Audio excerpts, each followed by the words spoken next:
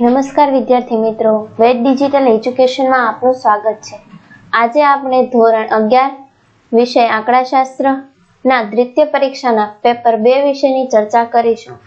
જો ચેનલમાં નવા હોય તો ચેનલને સબસ્ક્રાઇબ કરજો જેથી આવી તમામ માહિતી મળતી રહે। વિભાગ A, નીચે આપેલા વિકલ્પોમાંથી સાચો વિકલ્પ ABCD પસંદ કરીને જવાબ લખો। પહેલું, પ્રાથમિક માહિતી માટે નીચેના પૈકી કયું વિધાન સાચું છે? તો તેમાં જવાબ આવશે સી।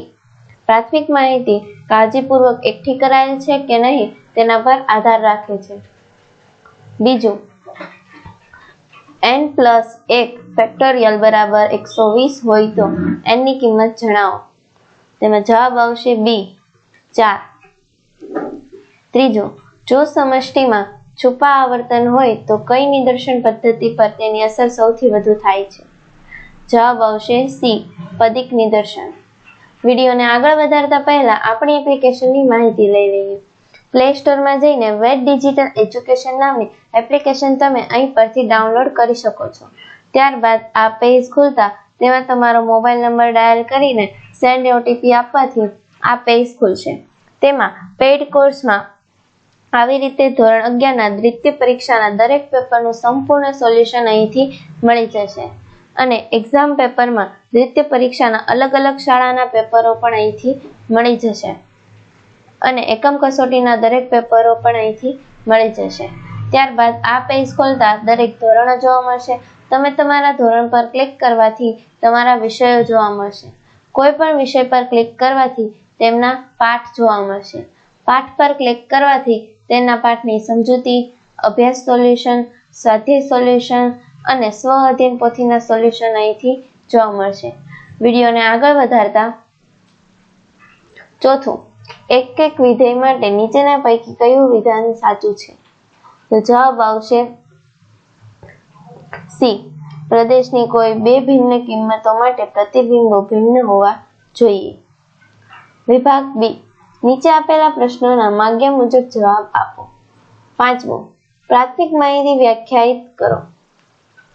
જ્યારે કોઈ અધિકૃત સંસ્થા, સંશોધક કે અન્વેષક પોતાની જાતે કે અન્ય કોઈ વ્યક્તિ કે સંસ્થાની મદદથી સૌપ્રથમ અસલ સ્વરૂપ જે માહિતી મેળવે તે માહિતીને પ્રાથમિક માહિતી કહેવામાં આવે છે। છઠ્ઠું, કાર્લ પિયર્સનની પદ્ધતિમાં વિષમતાનું માપ મેળવવા માટે કયા કયા માપોનો ઉપયોગ કરવામાં આવે છે? તો જવાબ આવશે કાર્લ પિયર્સનની પદ્ધતિમાં વિષમતાનું માપ મેળવવા માટે મધ્યક, મધ્યસ્થ, બહુલક અને પ્રમાણિત વિચલનના માપોનો ઉપયોગ કરવામાં આવે છે। સાતમું, એક ટ્રેનના ડબ્બામાં 3 વ્યક્તિઓને બેસવા માટે 5 જગ્યાઓ છે તો કેટલા પ્રકારે પોતાની જગ્યા મેળવી શકે? તો જવાબ આવશે 3 વ્યક્તિઓને 5 જગ્યા પર ગોઠવવાના કુલ પ્રકાર બરાબર 5×3 બરાબર 5×5×3 બરાબર 60।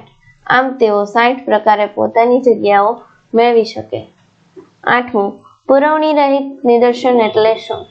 તો જવાબ આવશે જો સમષ્ટિમાં એક પછી એક એકમની પસંદગી કરવામાં આવે અને અગાઉ પસંદ થયેલ એકમ પછીના એકમની પસંદગી પહેલા પાછો મૂકવામાં ન આવે તો તેને પુરવણી રહિત યાદચ્છિક નિદર્શન કહે છે।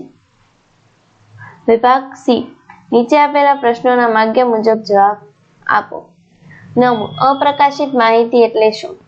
કેટલીક માહિતી પ્રકાશિત થયેલી હોતી નથી પરંતુ સંસ્થાઓ પાસે પોતાના સંદર્ભ માટે તેમના દફતરે નોંધાયેલી હોય છે।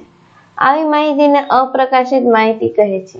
જેમ કે ખાનગી અને જાહેર ક્ષેત્રની કંપનીઓમાં મ્યુચ્યુઅલ ફંડ દ્વારા થતું રોકાણ, જુદી જુદી યુનિવર્સિટીના PhD, મહાનિબંધ અંગેની માહિતી વગેરે અપ્રકાશિત માહિતીના ઉદાહરણ છે। આ રીતે તમે વિભાગ સી, ડી, ઈ ના સંપૂર્ણ સોલ્યુશન તમે આગળ એપ્લિકેશનમાં બતાવ્યા મુજબ તેમાંથી મેળવી શકો છો। Thank you.